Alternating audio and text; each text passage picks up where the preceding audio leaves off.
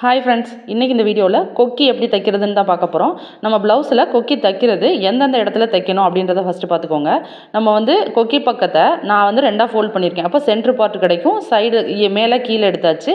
So next அதை ரெண்டாக fold பண்ணிங்க அப்படின்னா அதுக்கு அடுத்த 2 பார்ட்டு கிடைக்கும். ஸோ இந்த மாதிரி 5 பார்ட் நம்ம இடத்துல கொக்கி மாட்ட போகிறோம். ஸோ மாட்டுறது எப்படி மாட்டுறதுன்னு பார்க்கலாம். ஒரு ஊசி எடுத்துக்கோங்க. அந்த ஊசியை 2 ஹோல் வச்சுக்கோங்க. இப்போ நான் விடுற மாதிரி இந்த சைடு விட்டு அந்த சைடு எடுக்கணும். சின்னதாக ஒரு ஊசி போகிற அளவு இருந்தால் போதும். இப்போ கொக்கியை எடுத்துட்டு நான் உள்பக்கமாக விட்டு அந்த ஒரு பக்கம் ஹோலில் விட்டு நெக்ஸ்ட் பக்கம் ஹோலில் எடுத்துட்டு அப்படியே திருப்பி விட்டுறேன். ஸோ இப்போ திருப்பும்போது என்ன ஆகும் அப்படின்னா கரெக்டாக மாட்டுறதுக்கு பர்ஃபெக்டாக வந்துடும். இப்போ நூலை 4 மடிப்பாக எடுத்து கீழே நாட் போட்டு எடுத்துக்கலாம். இப்போது தைக்கிறதுக்கு நான் எந்த சைடு கை வச்சுருக்கேன்றதை பார்த்துக்கோங்க.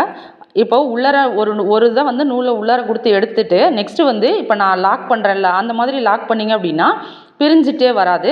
ஸோ நிறைய பேருக்கு ப்ராப்ளம் அந்த கொக்கி சீக்கிரம் பிரிஞ்சு போயிடும். ஸோ அது பிரியாமல் இருக்கிறதுக்கு இந்த மாதிரி கொடுத்து லாக் பண்ணி எடுத்தீங்க அப்படின்னா சீக்கிரம் பிரியாது.